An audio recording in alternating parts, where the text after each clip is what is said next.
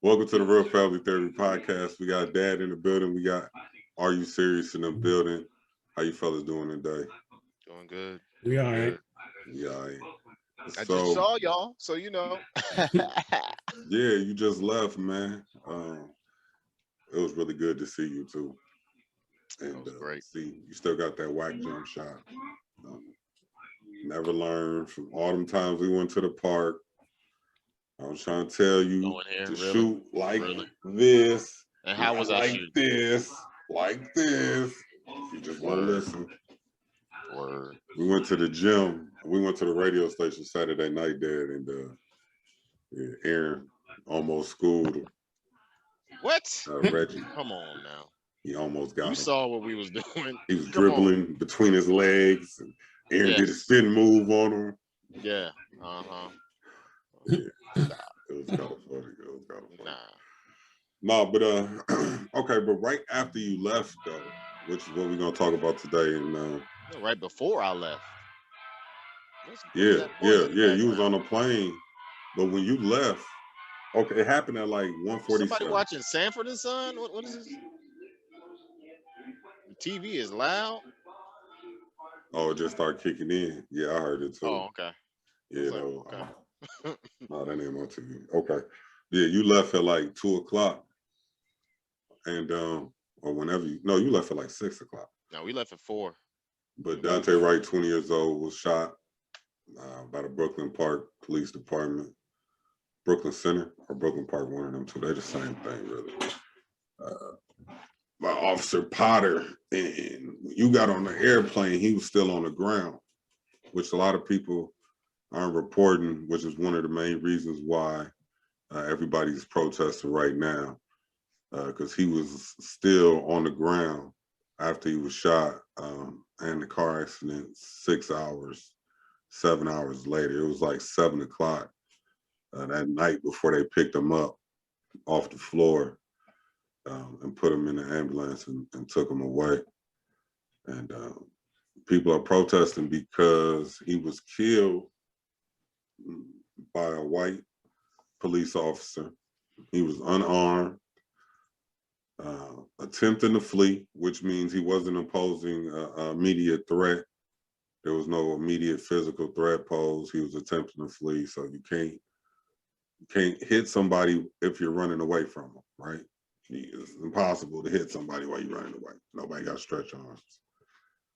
And the whole city's in unrest.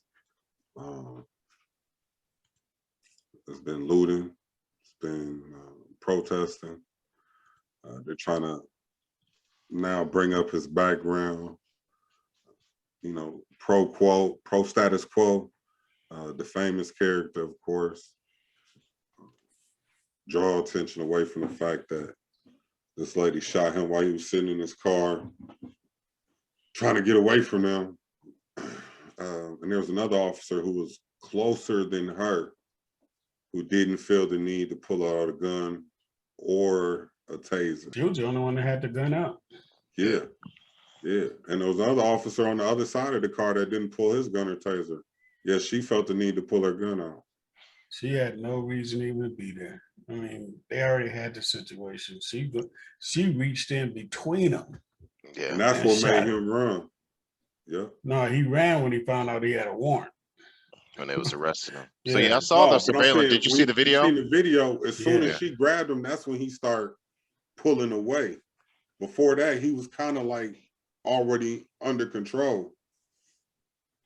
So like for me, this is what I usually do in these situations, right? I'll give them anything that they say regarding the opposing position, right? So they was like, well, he was resisting arrest. Okay, I'll take it. He had a warrant. Okay, that's cool. He had this, and this history. That's perfectly fine. I'll take it. He was breaking the law. You are exactly correct. He was breaking the law. Does that give them the right to execution? And the answer is always no. So regardless of, I'm sorry, in the I'll give the Pastor Shaw Pastor Charlotte Shaw. Irregardless. Shout out to Miles. I'll give it the irregardless of the situation when it comes to like if he broke the law, if he was resisting arrest, or whatever the case may be, it doesn't quantify them the ability to kill. And that's the issue. You shouldn't have the ability to kill someone. And again, if you made a mistake, I'll give you that. If you thought it was the taser and it ended up being the gun, I'll even give you that. That I'll accept. That's fine. But there's still a consequence to that. Because once again, if I kill somebody at my job on mistake, I won't have that job anymore. I'll have to face the consequences that come with it. The problem is the death. The problem is the killing. The problem is the part where you take it upon yourself to be an executioner. That is the issue. That's the only thing we need to be concerned about. Yeah, he had a warrant. That's cool, but he shouldn't have died for it. Yeah, he tried to flee the scene. That's cool, but he shouldn't have died for it. He should have just went to jail and then got more time because he tried to flee the scene. He should just be apprehended at this moment. This should have been a news story where a dude tried to flee the police. They eventually tracked his butt down like they always do, and then he goes to jail for it. End of story. That should be the story. If you had a warrant, whatever, I don't care what the warrant was for. If they missed address, that means nothing at this point in time because he's dead. So you can give me every single situation in the world and justification that every right-wing Republican wants to give. That's fine. That still doesn't equate death. And that's the issue. But we get so boggled into the, well, he had this and he shouldn't have done that. And I don't give them everything that they say. Give them every single point that they have, give it to them. Let them have it because none of those points equate to death. So there's no point of us talking about where they shouldn't have even been pulled over and you shouldn't be pulled over for tabs. And according to section 555 in the book, because of COVID, you can't pull somebody over for expired tabs. I don't care. None of those things should equate to death. And that's where we are. So I can pull them over for tabs. Cool. Shouldn't have had expired tab. Pull them over. Shouldn't have had a warrant. Cool. Even though he never got the notification. Never even knew he had a warrant because they sent it to the wrong place. Whatever. He had a warrant. He was a wanted felon. Cool. Misdemeanor. Wasn't even a felon. You can even give him felon. He was a wanted felon for a ticket. None of that equals to kill him. And that's the problem that I think we end up having with these conversations is we get too boggled down with the other stuff. You can give them everything. It literally still doesn't change the end result of you killing them. And it was wrong. And that's for me, I don't have problems having those conversations because those conversations are short. Yeah. And I mean, you're right or wrong. He should be alive. But for a black man in America, it's sad that getting pulled over by police could be a death warrant. Right. At any time. It could be, it don't matter what you're being pulled over for. You could wind up dead. Yes. But you could be a white man shooting police and wind up going to court. That's the problem. Yes. You know, white people don't die just because of stupid stuff. You know, he started to run. Well, you know, there's how many cases they've seen on TV where white people, you know, are shooting at police, you know, killing police, and they still wind up going to court. How is that possible? When we go, we can't even break away from the police without getting shot. Yeah. You know, that's the issue. Driving while black, walking while black, you know, going to the grocery store while black is all, you know. The sad thing is that the mothers have to, you know, are afraid every time their kids walk out the door, whether or not they're going to come home.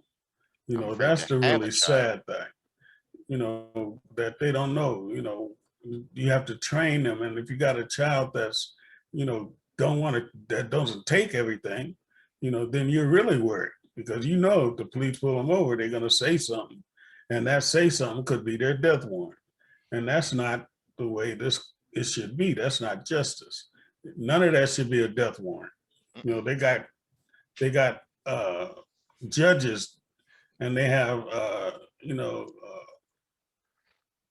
things that they rate. For certain crimes you get this amount of time. For certain crimes you get that amount of time. Well, we never make it to court. So, that's the sad part, is that we don't, and it's an American institution. Right. That's part of the American institution for Black people in America, and that's the problem. That's the issue. But they'll say all they want to talk about is the looting as a result of it. Mm-hmm. Well, ain't nobody dying. Mm-hmm. I don't care how they could take everything out of that store. That still don't equate to death. Ain't nobody dying when they take that little trinkets out of this grocery store that they got insurance for anyway. Right. But, and it's still not a death sentence. Mm-hmm. But, people are dying on the streets. And we're, these, young people are getting tired of it. They're going to start something pretty soon that they can't stop. And it's sad. It's just sad. To me, it's beyond being mad. It's just sad. I've been mad for years, but now it's just sad. It's just a sad situation that, my kids have to be concerned with being pulled over by the police, knowing that they're going to be pulled over eventually because they're profiling. Especially Brooklyn Park. That's one of the worst profiling, police profiling places there is. I tell people that all the time. Like, if you're from Minneapolis or if you're from St. Paul, those who are watching it or ever watch it that never been, Brooklyn Center, you couldn't pay me to drive out there. Yeah. Brooklyn Park, and I drove cabs for 8 years in every part of St. Paul, Minneapolis. Brooklyn Park, Brooklyn Center, as soon as you go out there, they will pull you over. Your mom got pulled over in Brooklyn Park coming from a prayer meeting. I got pulled over there before. They own it. They if you Black and you driving in Brooklyn Park, if you drive more than once or twice out there, they pulling you. I'm in the cab. I got pulled over in a green and white taxi cab in Brooklyn Park. Nothing happened, but but I mean, to Dad's point as well, just so we make sure we got some facts behind what he's saying. Even the Black Lives Matter protests, and everybody's talking about the violence and the rioting and things of that nature, right?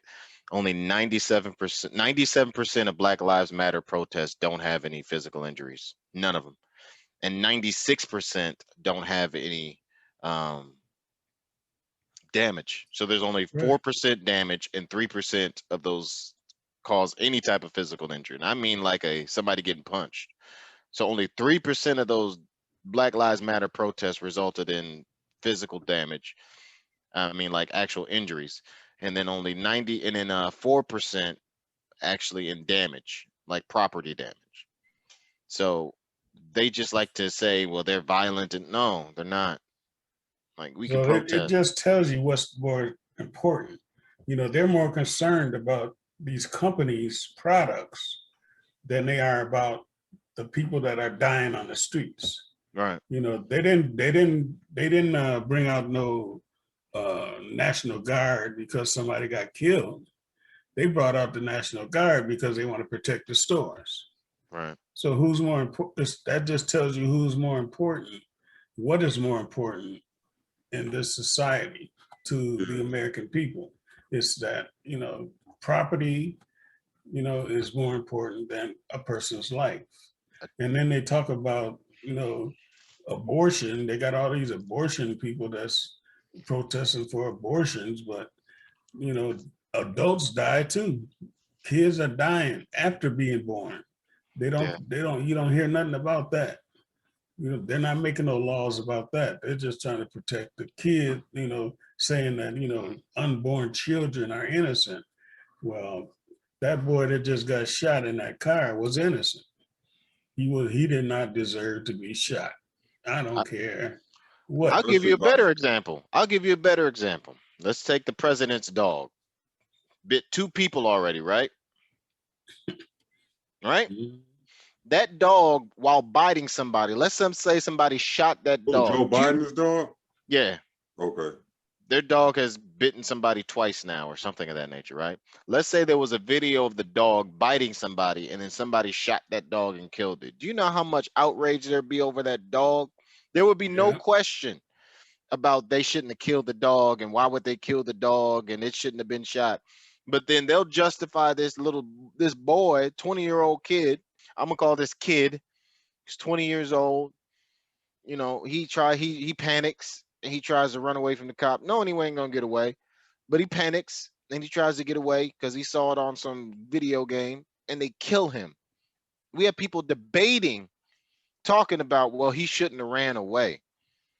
That doesn't equal death. That's not a death sentence. That's not a death Where sentence. can That's he a go? stupid mistake, but it's not a death sentence. That's resisting arrest. It's not even a felony. But where can he go? I mean, even if they let him run, they could have just let him go. So, Once okay, again, run. we'll get you. We'll catch you next where time you gonna because we're going go? to pull you over. Because I guarantee you, all those people that's doing all that looting, oh, they on camera, they going to jail. Now they can go get them later, but they can't let this boy go, just like George Floyd. $20, they could have let him go. They could have gave him a ticket. That's not even an arrestable offense. Yeah. For like $20. I told y'all before, that's happened to me, the $20. I done had a $20 bill that the store told me was fake, and they called the police, and the police found out weeks later that it was a real $20 bill. It was just old, and that the marker that the store had didn't work. You know what I'm saying? The same thing happened to me. That's not a reason to kill somebody. That's exactly what happened to Floyd. That's not even a reason to arrest anybody. Yeah. Let alone they could give them a ticket and say, show up at court. And you know, for them to kill Dante right now, especially with the trial going on for Derek Chauvin, I think that's really just another reason which has sparked. People are tired of just tired of seeing, because it's not like it's just now happening. I think what's happening is we're seeing it on camera now, and people are kind of, we fed up with watching young Black men die, and then especially as a Black man who's been pulled over hundreds of times, I just think about how many times that could have been me. Or I got a nephew that's 17 years old, and I try to tell him, like, it's important to get your driver's license. That's the #1 thing, get your driver's license. But you know, he don't listen. He's from the streets. He wanna drive. Well, he done got pulled over 4 times and got 3 tickets in the last 2 months. I ain't got a ticket in 10 years. I'm trying to tell him, you're a young Black man. They gonna pull you over every chance they get. Don't matter what you doing. How you got pulled over for a seatbelt, for speeding, for not signaling in a lane check. You done got pulled over for 3 different reasons in the last 4 months. It's not none of them reasons why you got pulled over is what I'm trying to explain to him. You got pulled over because you're a young Black man driving a car, and they want to know what you're doing and where you going. I mean, what you got on you. Aaron, me and you got plenty of pulled over stories where we literally got pulled over together. Yeah. So how we get pulled over as brothers? As brothers, I got pulled over. They saw him drive past after they got finished pulling me over, and then they pulled him over. That's how it happens, and it's just scary that every time that we see one of these things, it's a police officer in a squad car killing a young Black man. Now, again, our condolences to the family of Dante Wright. He had a 1-year-old son that he had just spent the day with the day before.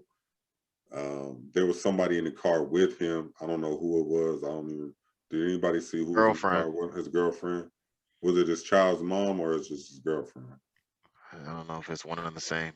But somebody was in the car with him. So now they traumatized for the rest of their life. You know what I'm saying? She got injured in the accident. In the accident, yeah. It made me think of Philando Castile. Same thing happened to him. The police will shoot you. They don't care who around. Now it's another police officer less than 6 inches away from you, and you got this gun pointed out.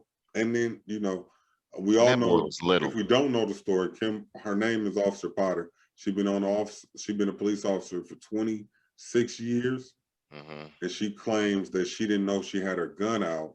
Do you know what she does for a living? The whole time with a taser. She's the president of the police union. There you go. Yeah. So she literally is the president of, I'll teach you how to get away with anything.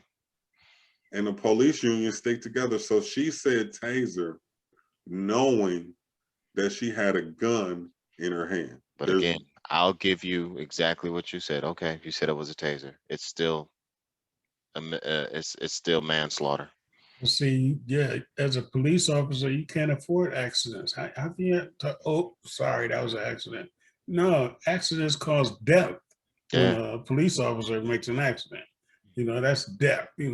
Even companies can't say, "Oh, that was an accident. I didn't know that I accidentally, defrauded you out of $20 billion."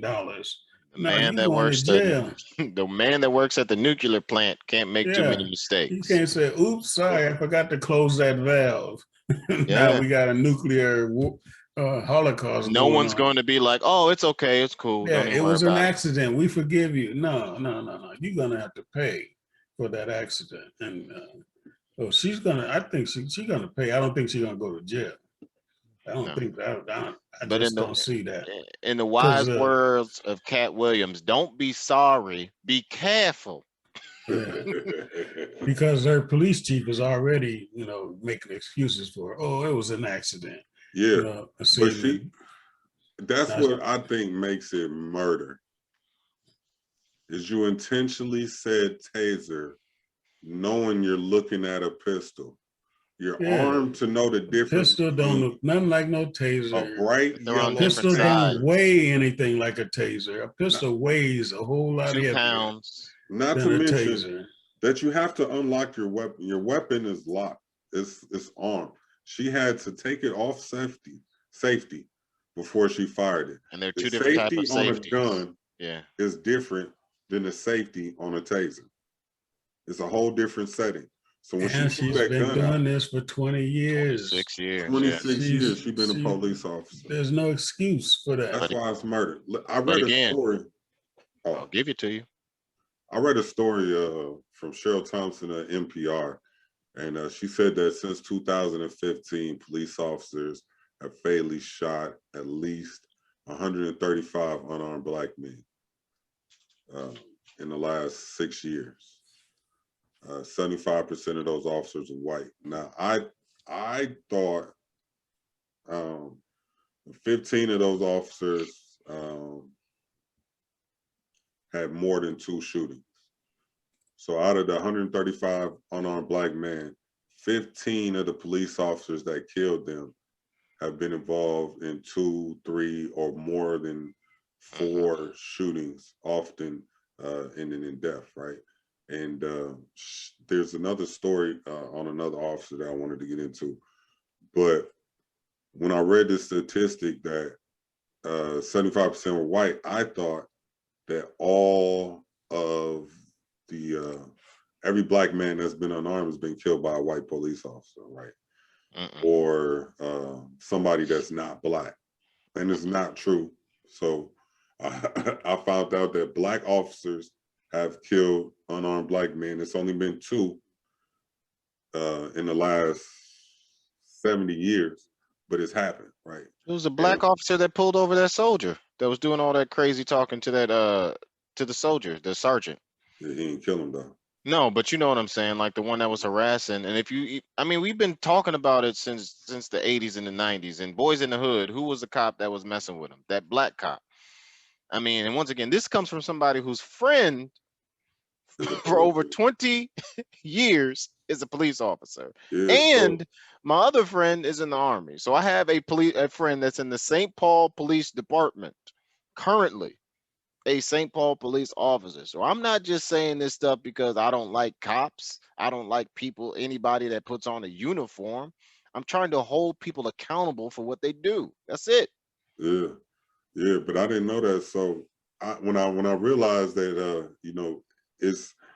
I think it's the badge. It's being a police officer more than it is yes, the race. That's what they're trained to do. Yeah. I It's mean, how they're trained Yeah. y'all act like just because they, yeah. to profile. They're trained to profile people. They're trained to be afraid of Black people. That's the biggest thing is they have an instant fear when they pull over a Black person. But You're the always problem gonna have the is Candace. there's no Black people that's ever done anything to the white police officers. It's white people that they should be afraid of because they're the ones that ain't afraid to shoot them. Yeah. They're the ones that's not afraid to pull a knife on them or shoot them or stab them because they know they have rights. We don't know we have rights. We have no rights. They have rights. They're like, well, you still got to take me to jail, Yeah. But we know we might not make it out of this house or out of this car or out of this park or whatever. So that's why George Floyd, when he first pulled up, they first pulled up to the window. He was yelling, "Don't shoot me! Don't kill me!" He knew right away, like, "Don't kill me! Don't kill me!" And I don't think people realize that the trauma is real.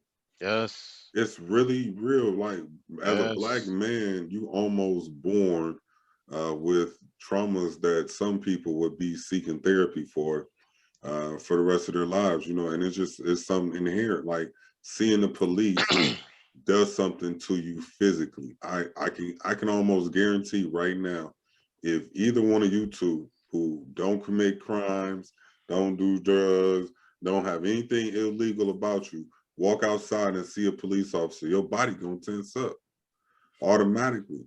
Even if mom see the police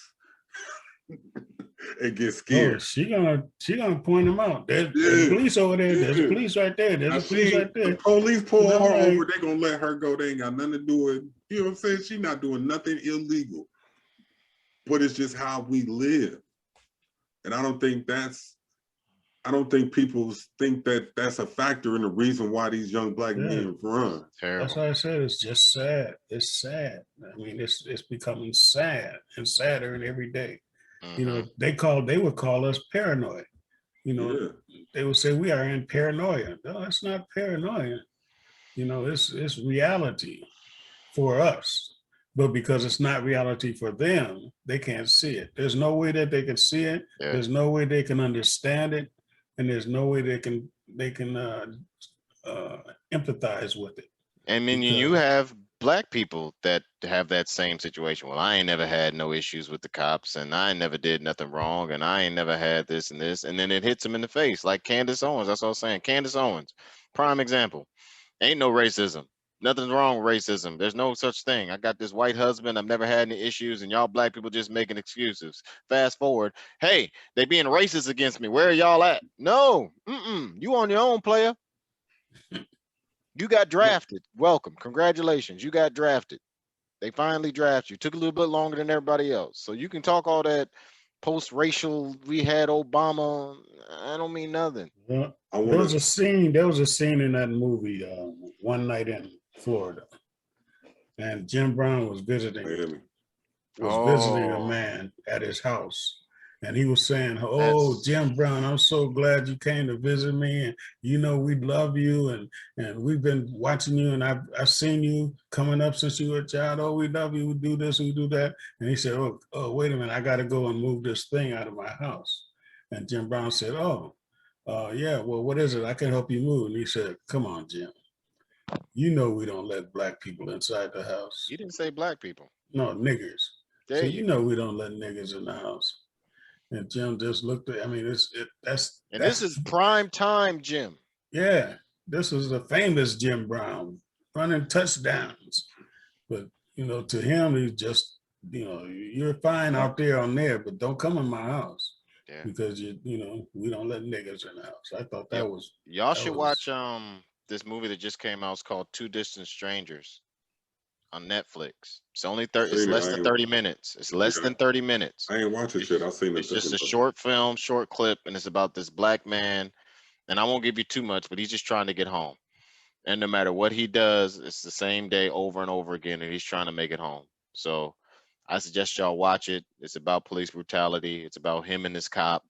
and the only thing this black man is doing is trying to get home. And the ending is messed up because it kind of portrays what we're talking about now. And it's just more or less of what can we do to get home? Like, what do you need to do as a black man to get home? How can we avoid these situations? Because these situations aren't our fault. These situations aren't anything that happened to us because we did something necessarily wrong. And even if I do something wrong, the penalty is not death by cop. That's not how it rolls. Just because you don't like me, just because I did something legal, it doesn't mean that okay, now I can kill you. No, that's true. And that's all that matters. I want to tell you guys a story about this guy, and this again, this is a story from NPR. Cheryl Thompson. It's a story about Nathaniel Pickett, and this is exactly. I read the story, and I was heartbroken because being a black man, you don't even have to be driving to get pulled over and killed. He was walking back to his room. He had a hotel room in El Rancho, which is like off of Route 66 in Barstow, California. It was like $18 an hour hotel room. It was about 9 o'clock, a little after 9 o'clock in November 2015. He was taking a walk. He usually takes walks. He's a former engineering student, college student, went to Howard, Hampton University, HBCU. Shout out to HBCU. But he was walking across the street and he caught the eye of a San Bernardino County Sheriff deputy.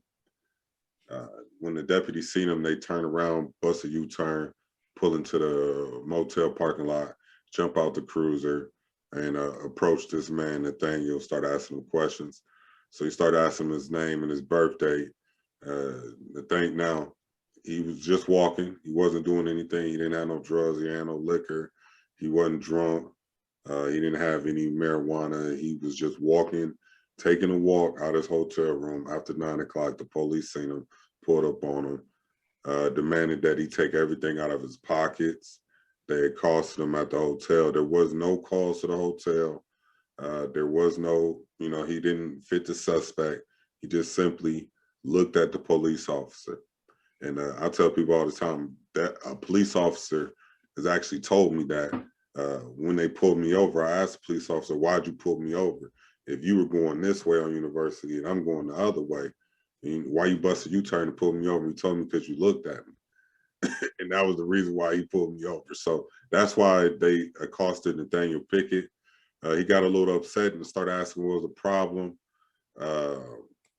And then the officer was like, let me go to your hotel room and see what you got your hotel room.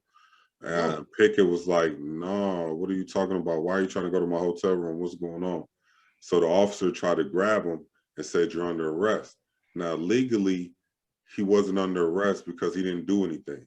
He didn't commit a crime. And he gave him his information. So he was technically allowed to walk away.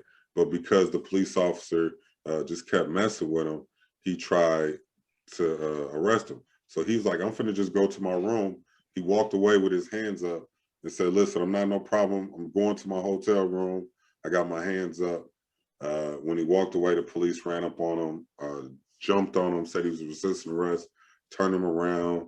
They beat him and hit him about 8 times, and punched him 15 to 20 times before he pulled out his service weapon and shot him twice in the chest, and then left him with a gun pressed against his chest, right? And one of the bullets pierced his heart and his lung.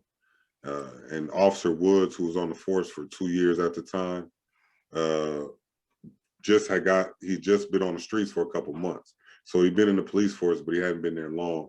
He was just on the streets for 3 months, and he shot this man and the officer is black. So this is a black police officer who just racially profiling another black man, and shot him and killed him. The police found nothing in this man's room other than clothes. It ends up being this man had weed in his system, but there was no weed in the room. So they tried to pull that out, but he killed him. The police officer got away, right? Never happened. So it's a pattern. And there's another story that you can go in stories for years. I want to read, but my point is that the officers have patterns of misconduct.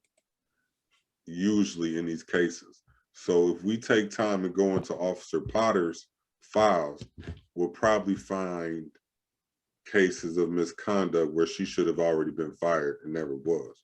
When we go into Derek Chauvin's file, we find cases of misconduct 18. he should have been fired and never was.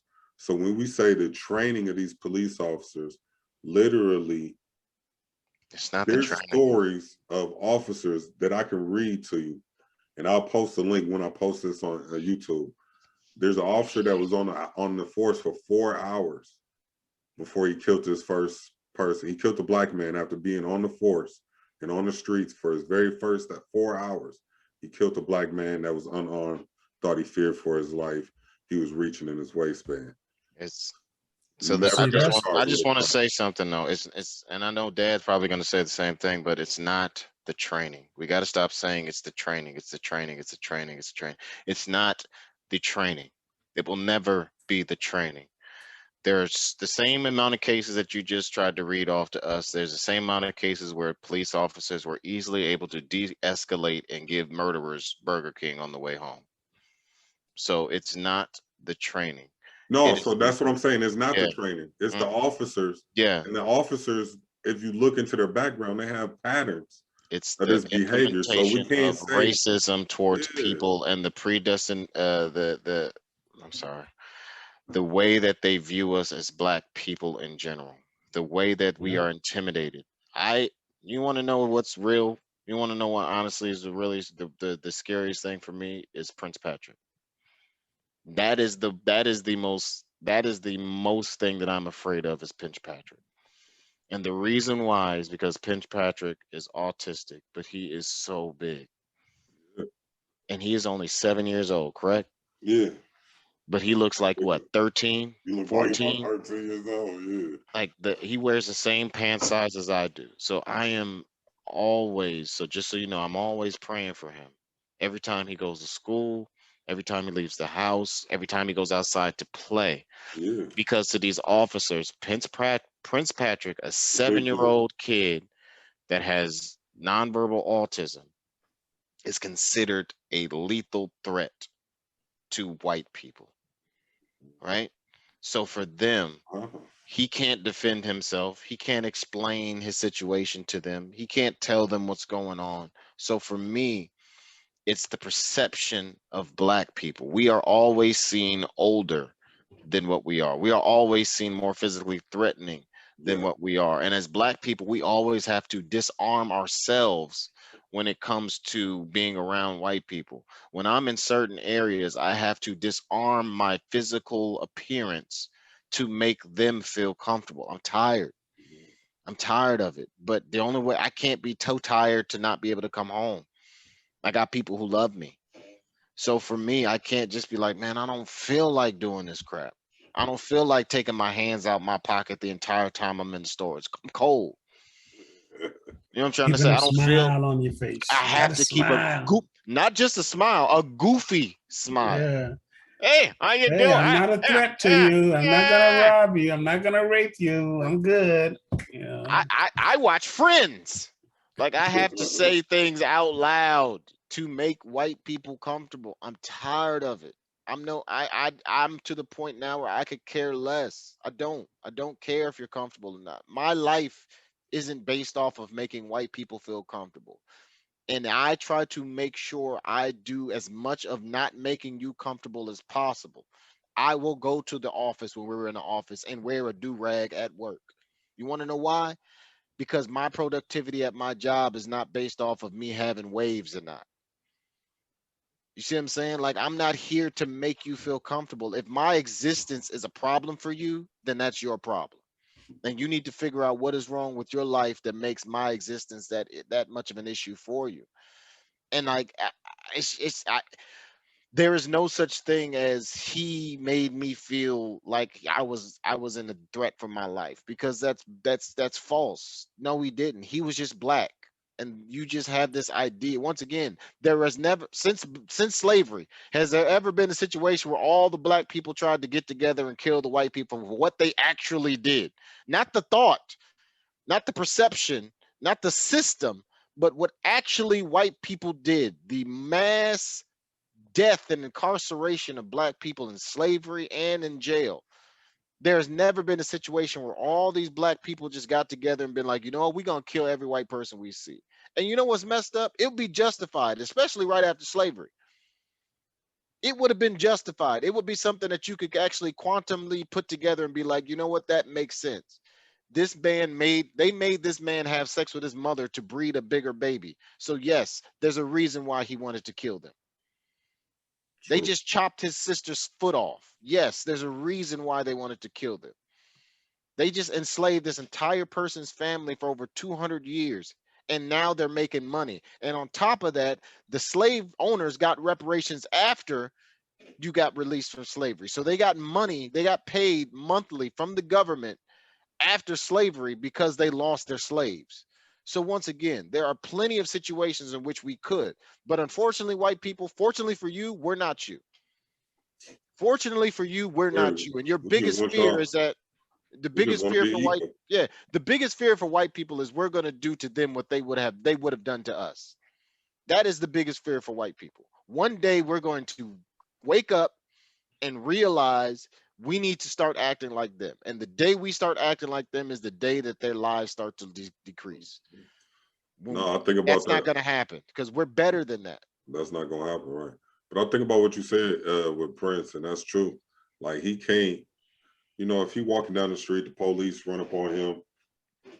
If they run up on him and they walk up on him like, "Hi, how you doing, buddy?" What's he gonna do? He gonna reach for what they got, or hit him. All right, he gonna either hit him or he gonna reach and, "What's this on your belt? What's this?" He reached for his gun. You can't, you know what I'm saying? They pull out his ink. You don't know. And real quick, I got to tell the story because I told the wrong story. That happened in California, but this officer, he killed this dude named Ronell Foster who was riding his bike. And the officer pulled Ronell Foster over because his bicycle didn't have a light on it at nighttime. So, which is the reason why he followed him. And when he stopped him, they, you know, he like, "Why you messing with me?" You know what I'm saying? He like, "What's your name?" So he ran his name, seen he was on probation for some car theft, right? So when he ran his name, seen he was on probation, then he tried to put handcuffs on him. When he tried to put the handcuffs on him to arrest him for, he didn't have a warrant. He was just trying to put handcuffs on him and detain him once he found out that he was on probation. The dude ran. When he ran, he jumped on top of him, put the taser on him, and was tasering his leg, and then he shot him in the chest.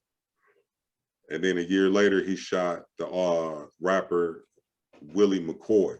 And Willie McCoy was in a Taco Bell drive-thru, but he was blocking the drive-thru and he was asleep. And when he reached and woke up with his chest, they shot him 55 times. And it was not 5 seconds, it was 3.5 seconds. So I just want to verify that. So that same officer, McMahon, is actually retired with his full pension in 2018 after he was fired for police misconduct. But not only did he kill those 2 black men, he shot 4 other people, and he has over 26 civil complaints against him. The family of Ronell Foster was awarded $33.5 million by the city over the death. And the family of Willie McCoy is seeking trial too. So it seems like, to me, if you would give somebody $33.5 million in civil court as a city and say this guy did this and he's wrong, why wouldn't he still then be eligible to be prosecuted judicially? Like, what would make him say he's legally not responsible, but morally you are responsible? So that got to come out your pockets. I never understood. That's because they got this defense automatically called fear. If a police officer fears for his life, he can use deadly force. Fear is something that you cannot measure. You cannot, if somebody says I was afraid, you cannot say you wasn't afraid. You know, there's no way, there's no evidence, there's no counter against somebody saying they were afraid. And so that's what they they've taught these officers that they can use that. Whenever you get into a bind, just say you were afraid for your life. And there's nothing that they can do about that, because Yell then out, "Don't resist." they're legally allowed to use deadly force if they're afraid. Now, the fear can be unjust. The fear could be a mistake. It don't matter, but it's the fear. Now, I'm thinking if you're a police officer, they should train you not to fear. That should be one of the things you should get out of your system right away is fear, because that's what this is your job. You ain't supposed to go to work wondering if you're going to be afraid. Every time some somebody's black gonna man scare move his you. hands, yeah. Yeah. Every time I move my hands, you afraid. Yeah. So I go for my wallet, I get shot 41 times. No. That's fear. They also tell me that most police officers never put their gun out. They say the majority of the police officers that work never use their gun. Most of them never pull it out, let alone fire it. So how do you have so many police officers with multiple murders? That's because they stop. And they don't have no consequence. They're Klan, they're supremacists. They come into the police force with the thought that they get to kill somebody. Yes. I get to kill somebody, I get to hurt somebody. But see, if there's ways that they can fix this, they just don't want to do it. First of all, you shouldn't be a police officer in a community that you never lived in. That's number one right there. You got police coming from miles and miles away. They don't care about the people in that community. But if they grew up in that community, I was looking at the resume of the chief of police of Minneapolis. He is the most qualified police officer that I've ever seen to become a chief of police. He was born and raised in Minneapolis. He started out as foot patrol. He had every office in the police department up to chief of police. Now that's how you become a chief of police. That's why he cares. That's why, when he talks, he's talking out of experience for the community, compassion for the community, because that's his home. But you got police coming from other communities. They don't care about your community. They get to go home to their community after they do their job. But if they have to stay in that community, they will have more compassion about what's going on in that community. Because they're invested and they care. Yeah. And then they would know what to do. You would know how to handle the people in the community. You would know, yeah. You would know the people in the community. Right. But you would know who they are. You would know what's going on. You would know the people that you need to watch, the people you need to leave alone. There's an officer named Zachariah Presley. And I'm not going to get into the whole story, but I'm going to just tell you real quick. It's another example of what I think is the problem. I think it's that these people are allowed these jobs that don't deserve it. They're not really, so they have a system in policing where you're supposed to have these red flags, and if you have too many red flags, then they don't hire you as a police officer. But Zachariah Presley was an officer in Georgia. He applied at one station. They said he had 10 red flags. They didn't hire him. He went 8 miles to the next county where they only had 40 officers, and they hired him because they were short on bodies. Well, the guy ends up becoming a terrorist on the police force. He's stalking people, harassing people, beating up female police officers. He ends up killing 2 people while on duty, and end up getting charged with manslaughter. So they bring up his past, and they're like, he should have never been hired in the first place. Not only that, he has all of these complaints on file, and yet they still let him go out there and be a police officer. He's been suspended multiple times, yet, so it's the union. So when we originally brought up Dante Wright, and the reason why I keep bringing all these stories up is because I want to think about Officer Potter now. She's the president of the police union. So like, Are You Serious said, when she said taser, taser, taser, she was doing that knowing the process that she's gonna have to go through, because all of the police officers have to go through the same process. Earlier I said it was 139 Black men that are unarmed that were killed. Okay, I think it was 105 police officers there are only 3 police officers out of 105, out of 135 black men dying. 3 police officers were charged with the crime. Out of those 3 police officers that are charged with a crime of killing an unarmed black man, the longest sentence was 1 year, which is the dude I'm talking about right now. Presley was sentenced to 1 year in prison and 4 years of probation. So we got Derek Chauvin on trial. We have a history of police officers not, even if they're getting charged, 17 officers were charged and went to trial, and only 3 were found guilty, 14 were found innocent, not guilty, or whatever. So that's only 17 people being charged out of 135 murders. That's less than 10%. So when you say all they fear, got to do is say they was afraid. yeah, when you say fear, it has to be a rule. It has to be a rule to change that. It has to be a way to change that law where the police officers can't say they're in fear of their lives. Doesn't fit what the police are there for, though. So, for example, I guess like I feel like we're asking for justice in a place where that doesn't even make sense, and it's very frustrating for me. And the only reason I say that is because, for example, if it breaks the structure of what policing is based off of how they created it to work, right? So obviously the way that the American system is set up and the way that police officers are set up and how they can do certain things and how they can get away with certain things because of the flexibility and the gray lines and all these other things that they're able to set up. You have a system in which police officers are regulating police officers, right? So how does that make sense? Like every other situation, there's a reason for checks and balances, and in this case, there is no really checks and balances. This Derek case is the first case where these police officers are actually going against the blue wall of science, and that's only because we all understand the severity of the situation. The Derek case is not a local case. It's not a United States case. This is a global case. So there's a little bit more of a magnitude. So this, for example, this case is the COVID vaccine of vaccines, right? It's completely different. It's not addressed the same.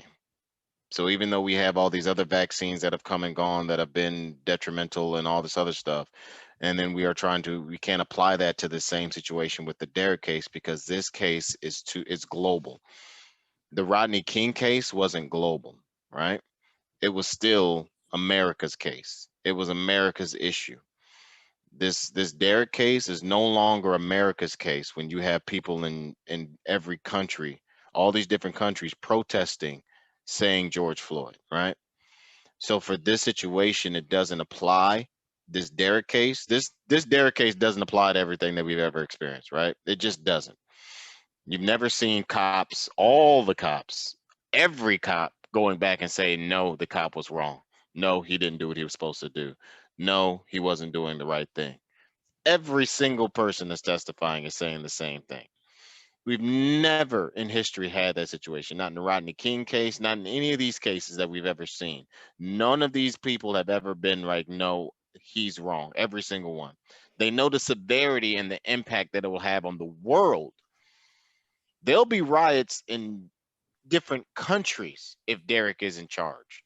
Yeah. That's never happened before. But so I'm not worried about Derek. I'm not worried about Derek. But it's got to be something we can do, though. There's got to be something we can do. It can't be just we not knowing there's nothing to do. There has to be literally until the entire system is actually reevaluated and changed, like they did in other countries like Australia and things like that. Once that happens, then I can be like, all right, now there's change. But if we're asking for change in the same system, that doesn't make any sense. Well, the reason why all those police came out and testified is because they are facing losing their jobs, all of them. Because the city council is looking at replacing the whole police department in Minneapolis. Right. And so the chief of police is like, hey, every single one of y'all is going to go testify. Yeah. So that we can try to we could try to build this some kind of confidence back into this community that was the purpose that they testified. They just dropped.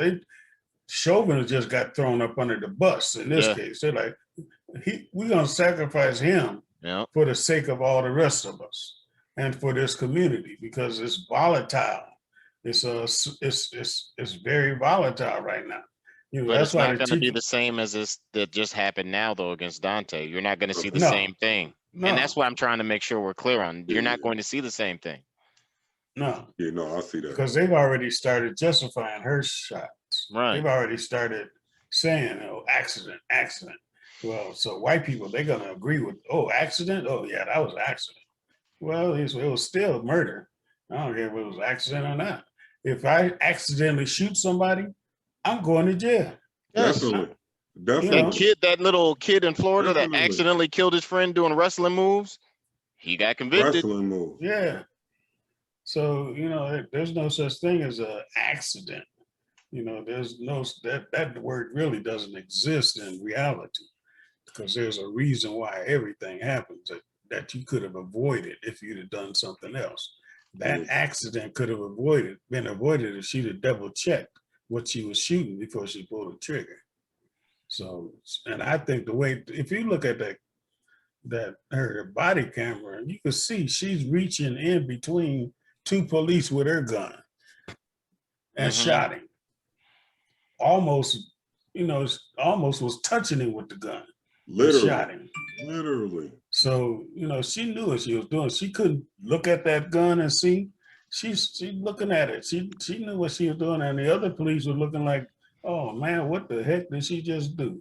There was a black police officer in the background had his hands up like, oh man, what did she just do? You know? And she's a veteran and the president of the union and telling me that you can tell me she didn't know what she was doing. But something's wrong with the police union. Immediately after pulling the trigger, you realize that it's a gun because immediately she said, I shot him. Yeah, she said, I just shot him. Immediately, then she told them, right? So immediately you knew it's not a story. So, you know, of course, it brought out the riots. I mean, I shouldn't even use that word. They were protesting. Okay, they were protesting. You got some idiots that loot. I think that's just a waste of energy, time, and space to even talk about looting. But let's talk about the protesters. Those are opportunists. Yeah, you know what I'm saying?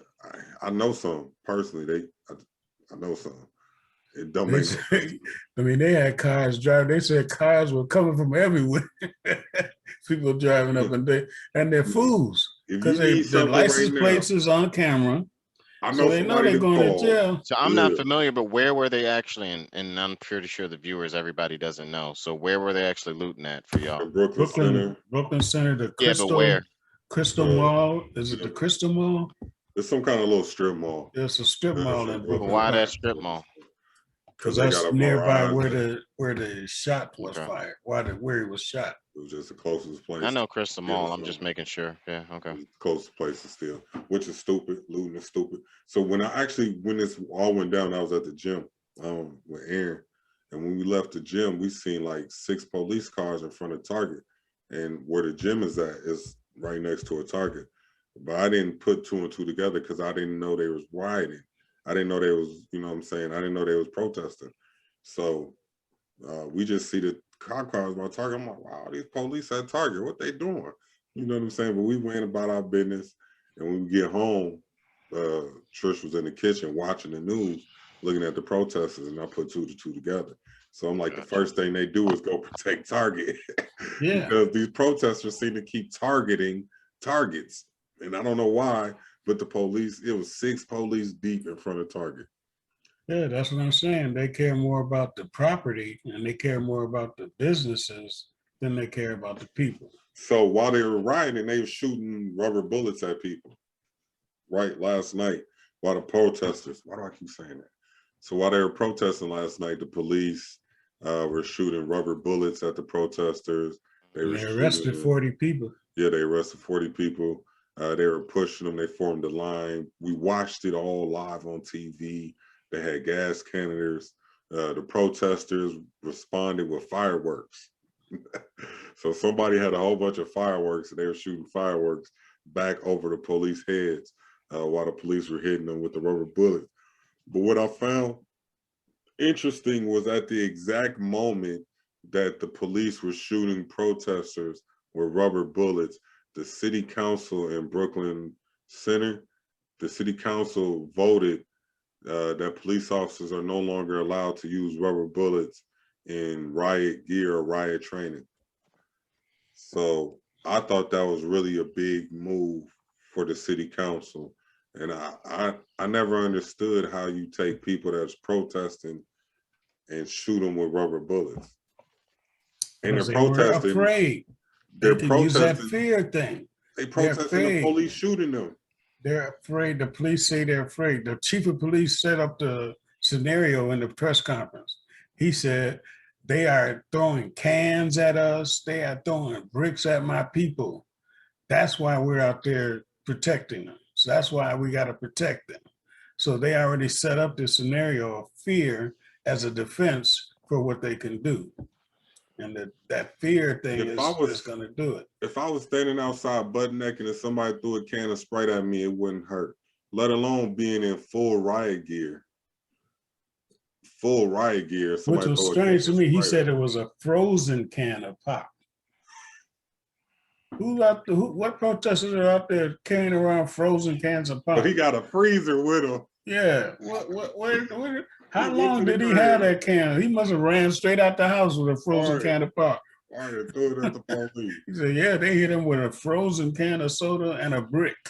Yeah.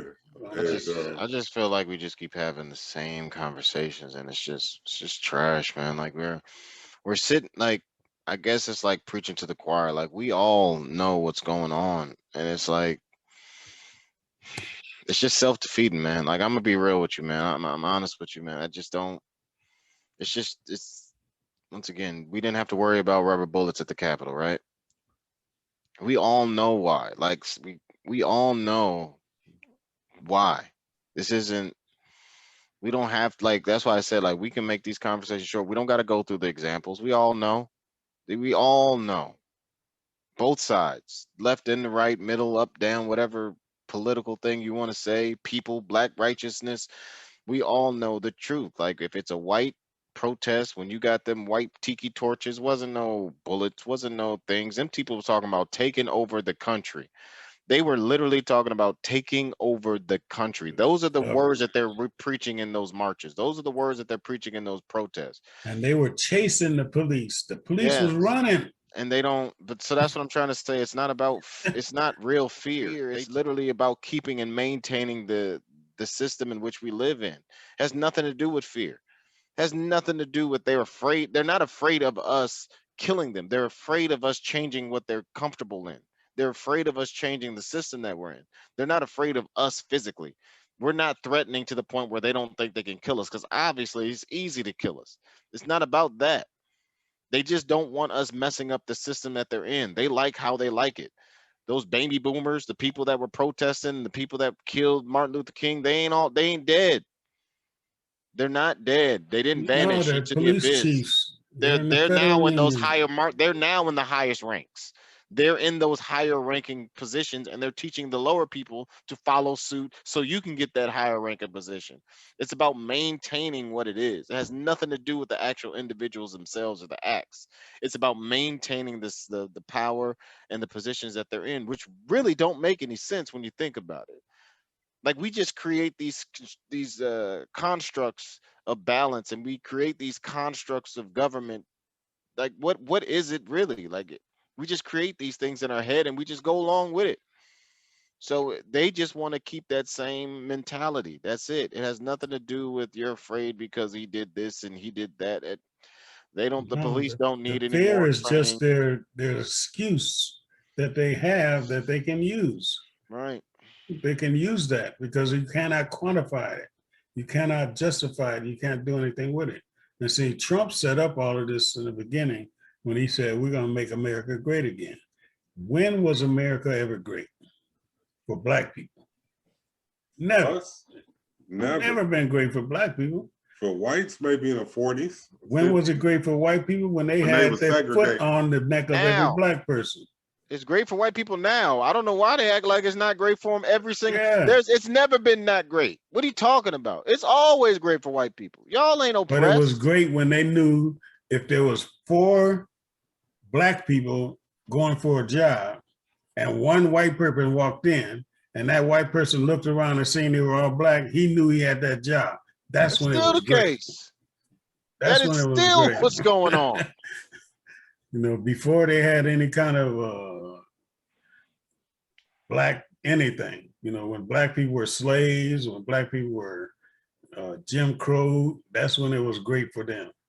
When they knew they had control and we were being They oppressed. still got control, and like that's what's weird to me is like ain't literally the only thing that's changed is the verbiage, but the actuality of the day to day is not changed at all. And if it had changed, we wouldn't be having these conversations now.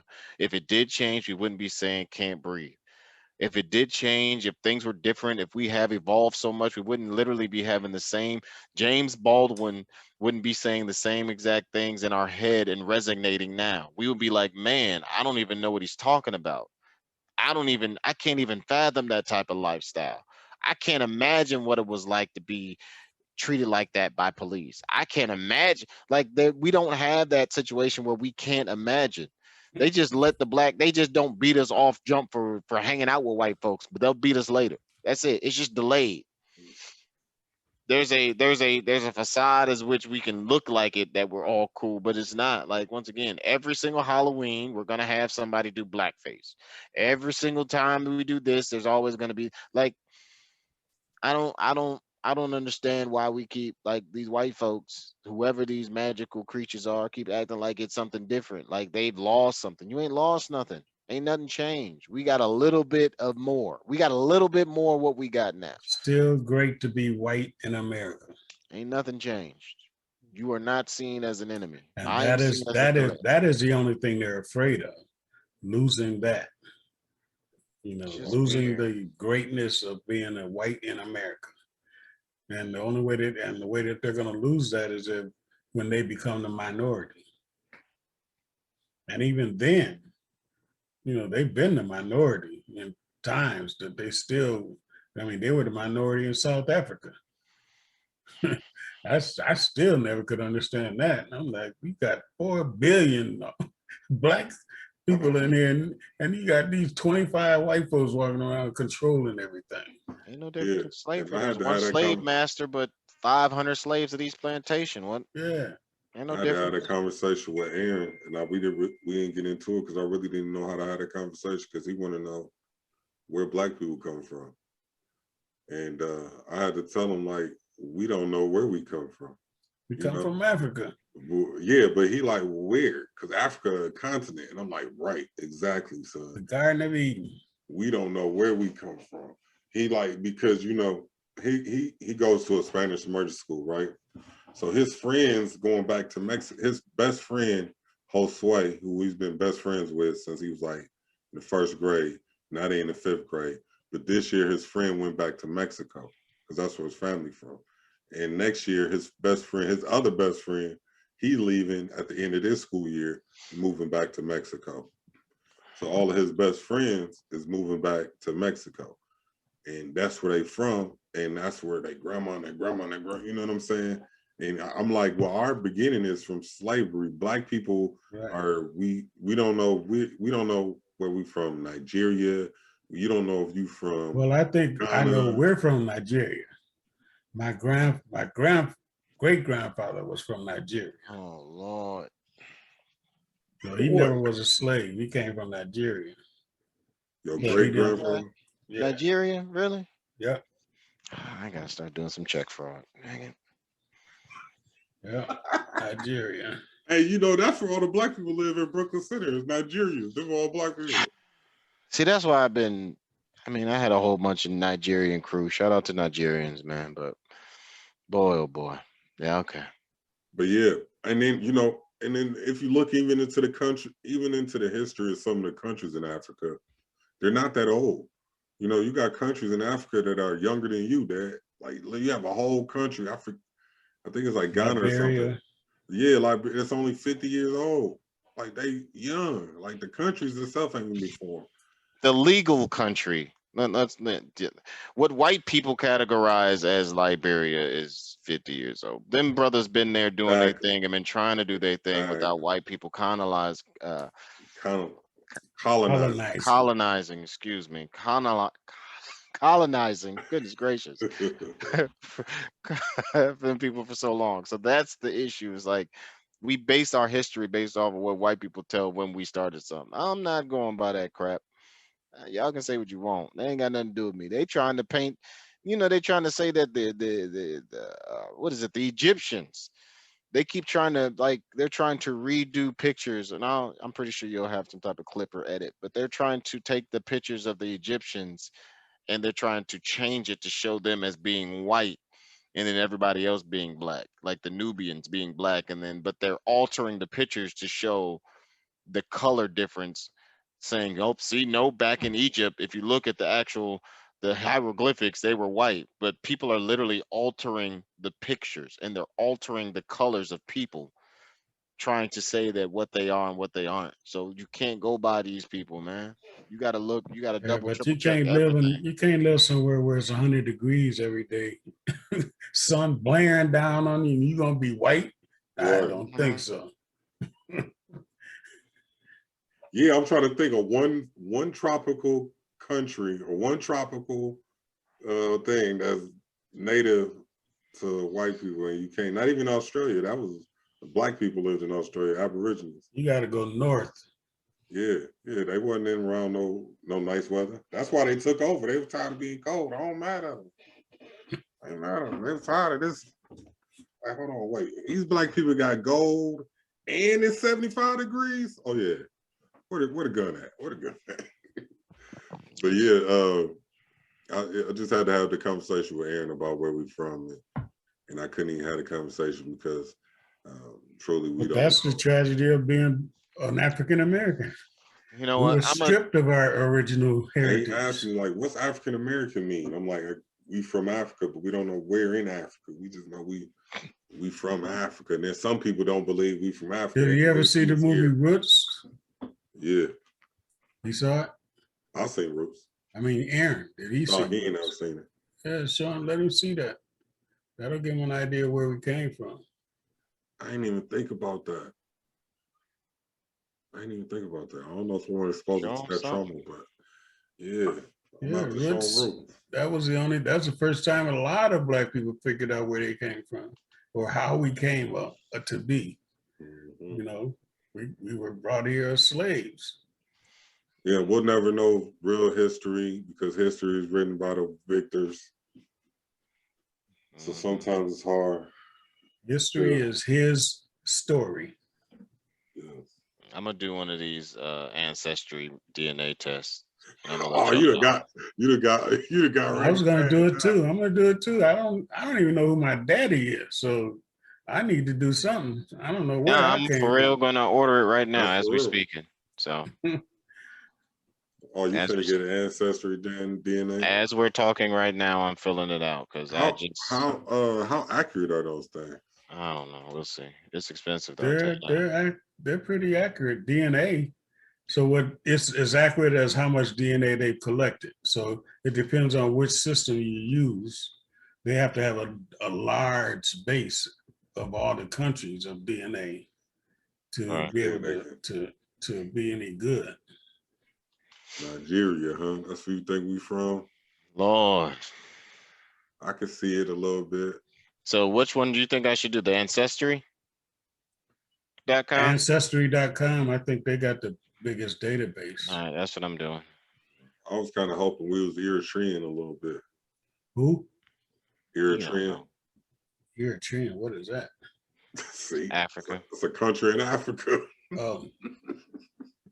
It's next to Egypt and Somalia. It's right up under Egypt. I mean, right up under Egypt and Somalia. Eritrea.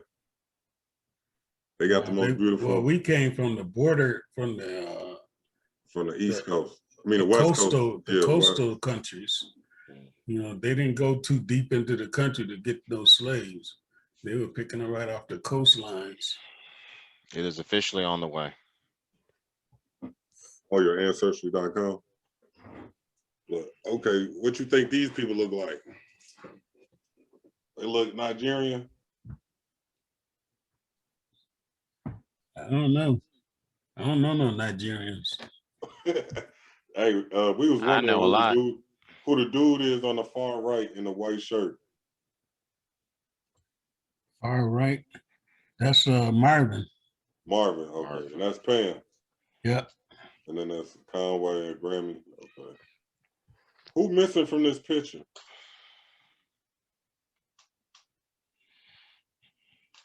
Nobody, right? Mm-mm. That's all the mom's kids and Conway's. Yeah. Okay. Yeah, that's what I thought. I'm like, I don't think nobody missing. Well, yeah, she got a couple missing out of there, but we didn't know they was missing back then. Yeah, until later. Yeah. Like your other brother, right? Yeah. Yeah, there's another brother. Yeah, maybe we should do ancestry.com for real.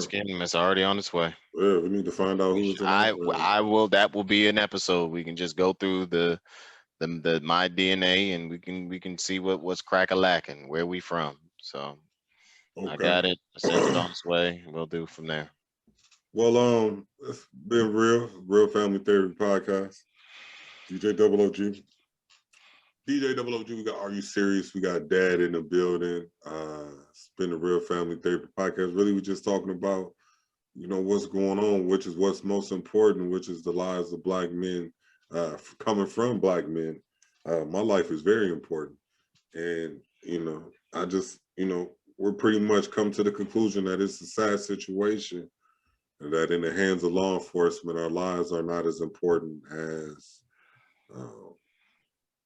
just a chance to be heard, seen, go to trial. It's more important for them to shoot you than it is to them to chase you, especially when they're running from you. You can't be fearing for your life if somebody's trying to get away from you. Like, he driving away, you just didn't want to chase him, so you shot him. You've seen that too much. I don't know, Dad, do you got any jokes to end this show with? I don't know if we're gonna do the joke on this show, but I'm gonna go. I got an old one. I ain't gonna do none of them racist ones or them sexist jokes. Yeah, it's an old one. I got this little girl. There was this little girl, and that was a terror of the neighborhood. I mean, she was just terrorized everywhere she went. She was on like 8 or 9, but she just was a terror. All the neighbors hated to see her come around. And so Christmas came around and she went up to her mom and she said, "Mom, I want to get a new bicycle for Christmas. I want a bicycle for Christmas." And the mom looked at her like, "You want a bicycle? You think you deserve a bicycle the way that you've been acting all this time?" And she said, "Yeah." He said, "Okay, well, I'll tell you what you do. You go up to your room and you pray to God and you ask God if you deserve a bicycle." And so the little girl went to her room and she started praying. She said, "God, if you give me a bicycle, I'll stop doing." And she said, "Nah, I know I ain't gonna stop doing that." She said, "God, if you give me a bicycle, I'll never say this." And then she said, "Nah, that ain't gonna work either." Then she started thinking, she said, "Oh, I know." And so she ran down the stairs. She said, "Mom, can I go down to the church down the street?" And the mom said, "You want to go to the church?" She said, "Yeah, I want to go down to the church down the street." She said, "Okay, yeah, you can go to the church." So she went down to the church down the street, the Catholic church, and they have the display up for the Christmas display, with Mary and the baby Jesus and all that.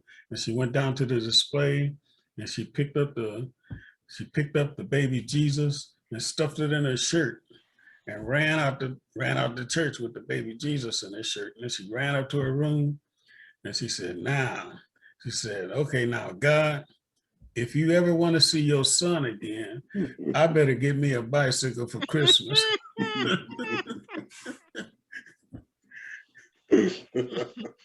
What is wrong with people? She was smart. She knew who she was. She was true to herself. Yeah. All right. Terrible. Any last words before we get up out of here today? Nah, man. I think we covered a lot. Yeah, we just episode 14. We in the books. DJ00G, we got that. Are you serious? Hello. See y'all next week, I guess, All right. Take Bye-bye. it easy, y'all. So. Stay out of them stores unless they're open.